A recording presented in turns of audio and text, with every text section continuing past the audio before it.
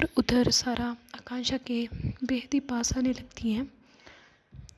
उनके बीच का जो डिस्टेंस है वो कम होने लगता है और सारा को उनकी तरफ आता हुआ देख के प्रियंका मैम वहाँ से किलस कर चली जाती हैं।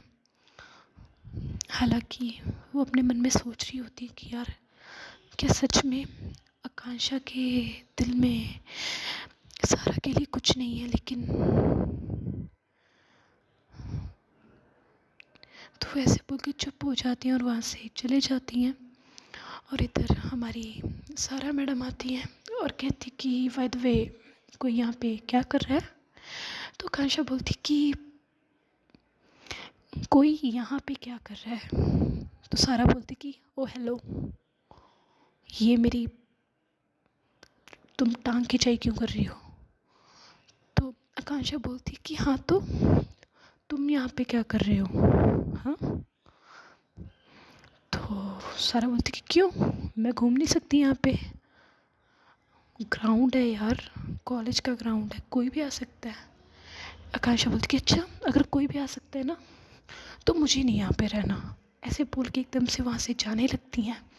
तो सारा एकदम से उसका हाथ पकड़ लेती है और उन्हें एकदम से खींच लेती है और कहती कि क्या हो रहा है ये सब।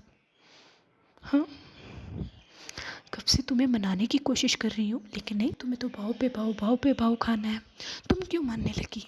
तो आकांक्षा बोलती कि अच्छा तो अभी आपको याद आ गया कि आप मुझसे माफ़ी मांगने के लिए आए थे। तो सारा बोलती कि एक बात बताओ, तुम्हें इतना क्या बुरा लग गया मेरी बोली उन सब बातों का। पहले तो तुम असर नहीं करती थी। कहती कि लुक, वो बात कोई छोटी बात नहीं थी, तुम मैम के साथ इनसिक्योर थी, तुम्हारे फेस सब कुछ बता रहा था कि तुम नहीं अच्छा फील कर रही हो, दैट्स वाई मैंने वो सब कुछ किया। लेकिन अगर इतना सब कुछ करने के बाद भी तुम मेरे ऊपर चिल्ला रही हो बजाय मुझे थैंक यू बोलने के, तो मैं उस बात का गुस्सा ना करूं तो और क्या करूं। हाँ तुम ही बता दो। तो सारा एकदम से चुप हो जाती है और कहती कि आई एम सॉरी ना, प्लीज़ प्लीज़। ऐसे बोल के वो एकदम से अपने दोनों कानों को पकड़ लेती हैं और एकदम से नील डाउन हो जाती हैं। और उधर प्रियंका मैम किसी लड़की के साथ बात कर रहे होते हैं और उनकी नज़र ऐसी सारा की तरफ पड़ रही होती है। और जब वो देखती हैं कि सारा ने पीछे एक अपनी शर्ट के पीछे एक बुके छुपाया हुआ होता है और ख़ुद उसे ऐसे नील डाउन होते हुए देख के प्रियंका मैम का तो भाई दिमाग हिल जाता है और वो सोचती है कि शायद सारा आकांक्षा को प्रपोज कर रही हैं। तो उन्हें बिल्कुल ही मतलब इतना बुरा लग रहा होता है ना कि वो काफ़ी गुस्से से उनकी तरफ बढ़ने लगती हैं। लेकिन सडन ही बीच में कोई और टीचर आ जाती हैं और वो कहते कि मैम आपको कब से हम स्टाफ रूम में आपकी वेट कर रहे हैं, आप यहाँ पे हो। तो कहती कि ये जी जी जी जी सर। तो कहती कि चलो। तो ऐसे बोल के वो उन्हें वहाँ से ले जाती हैं।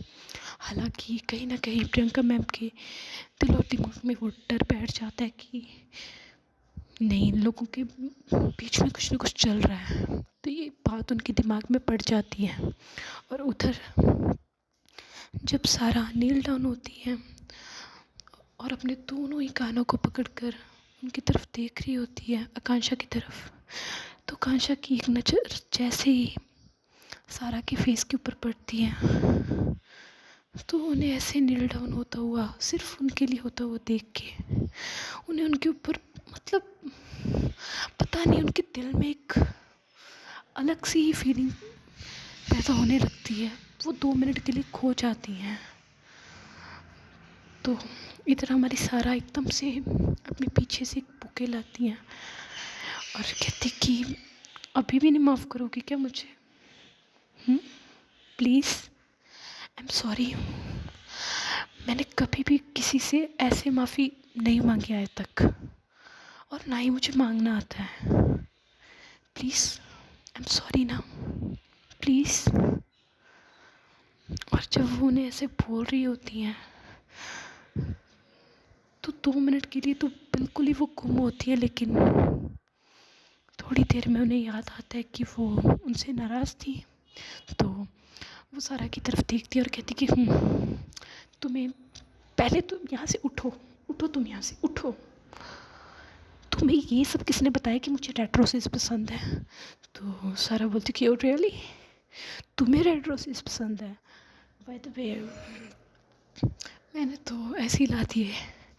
तो आकांक्षा बोलती कि अच्छा, मैंने तो ऐसे ही ला दिए, अच्छी तरीके से जानती हूँ, ज़रूर अनन्या ने बताया होगा। तो सारा बोलती कि वो एक्चुअली हाँ, भाभी ने बताया था कि तुम्हें रेड रोजेस पसंद है। कहते कि अच्छा, तुम्हें क्या लगा कि तुम ये रेड रोजेस का बुके मुझे दोगी और मैं मान जाऊँगी? नो वे। तो ऐसे बोल के उसके हाथों से उसी का बुके लेके एकदम से उसके फेस के ऊपर मारती हैं और कहती कि मुझे नहीं चाहिए ये, और ऐसे बोल के वो जाने लगती हैं।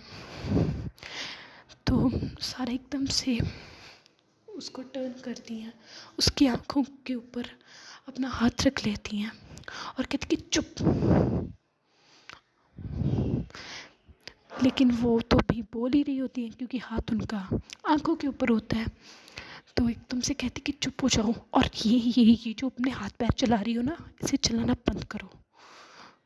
तो वो पहले तो क्या करती हैं कि जो उनकी आँखें होती हैं उसके ऊपर अपना हैंकी निकालती हैं और उसे बांध देती हैं।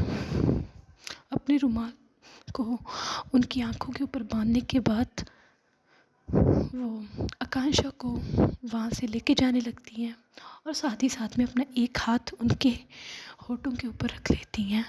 और लेकिन आकांक्षा तो हमारी आकांक्षा है, जब उनका पारा चढ़ा हुआ होता है उन्हें कुछ भी नहीं दिखाई देता, तो एकदम से हाथ पैर मारने लगती हैं और एकदम से सारा के हाथ के ऊपर बाइट कर लेती है काफ़ी ज़ोर से। तो सारा बोलती कि आउच आउच यार, तुम कितनी जंगली लड़की हो।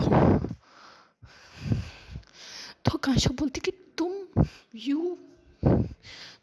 तुमने ये मेरे हाथ जो टर्न कर रखे हैं ना, इसे एक बार छोड़ के तो देखो बेटा, मैं तुम्हें बताती हूँ मैं जंगली लड़की हूँ या मैं कौन सी लड़की हूँ। तो सारा ज़ोर ज़ोर से हंसने लगती है और कहती कि अच्छा, अब तो नहीं मैं हाथों को छोड़ने वाली। कहती कि अच्छा।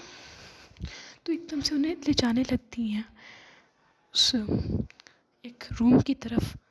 तो आकांक्षा बोलती कि ये क्या बदतमीज़ी है, मुझे कहाँ लेके जा रही हो तुम, कहाँ लेके जा रही हो?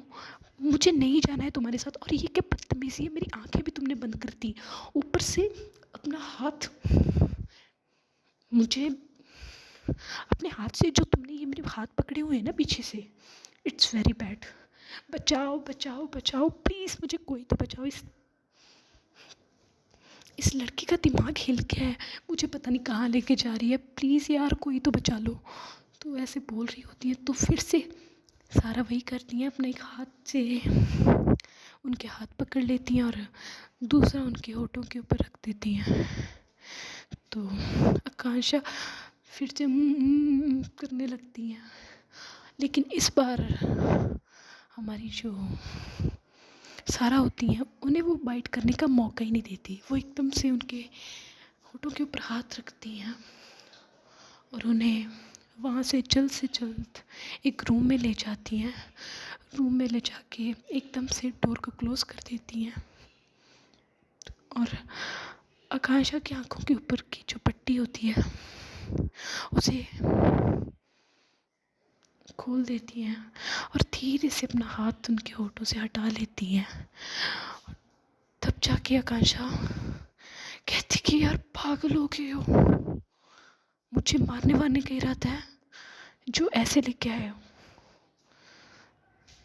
लेकिन जैसे उनका ध्यान सारा के ऊपर से हटके उस रूम की तरफ बढ़ता है तो वो एकदम से शॉक्ड हो जाती हैं, बिल्कुल ही सरप्राइज हो जाती हैं, क्योंकि वो पूरा रूम, इवन उस रूम में जिस जगह पे आकांक्षा ने अपने पैर रखे होते हैं वहाँ से लेकर वो पूरा रूम पूरा रूम सजा हुआ होता है रेड रोजेस से, और वहाँ पे काफ़ी बड़े बड़े अक्षरों में लिखा हुआ होता है आई एम सो सॉरी, वो भी रेड रोजेस से। और ये सब कुछ देख के आकांक्षा जैसे उसे ऐसे लग रहा हो कि वो किसी और ही दुनिया में पहुंच गई हो। 2 मिनट के लिए वो सब कुछ भूल जाती हैं, सब कुछ भूल जाती हैं, और एकदम से सारा फिर से उनके सामने नील डाउन हो जाती है और कहती कि यार अब तो माफ़ कर दो, अब भी नहीं करोगे क्या? तो आकांक्षा एकदम से बहुत ज़्यादा खुश हो जाती है और कहती कि वाओ वाओ वाओ यार, red roses it's my favourite. और वो फूलों की पंखुड़ियों को उठा के एकदम से अपने ऊपर बिखेरने लगती हैं और कहती हैं कि you are such a good person. I know कि तुम्हें ये आइडिया अनन्या ने दिया होगा, लेकिन ये आइडिया भी उसका ही था। कहते कि नहीं, मेरे में तो दिमाग है ही नहीं ना, मेरे में तो इतनी बुद्धि है ही नहीं कि मैं अपने आप से सोच सकूं कि आपको कैसे मनाया जा सके। कहती कि oh wow it's so beautiful. हाँ वैसे थैंक गॉड तुमने ये बात मानी तो सही कि तुम्हें दिमाग नहीं है। तो सारा बोलती कि तुम रुको, अभी तुम्हें बताती हूँ। तो आकांक्षा एकदम से भागने लगती है, ये लोग वहीं पे इधर उधर भागने लगती हैं उन रोजेस के बीच में ही, और इन्जॉय करने लगते हैं। तो भाई यहाँ पे आकांक्षा मैडम तो हमारी मान चुकी होती हैं। तो देखते हैं नेक्स्ट इन लोगों की स्टोरी में क्या होता है। सो तब तक के लिए okay bye, take care, good night. Story अच्छी लगी हो तो स्टोरी को लाइक शेयर कमेंट और चैनल को सब्सक्राइब करना ना भूलिएगा। Bye bye.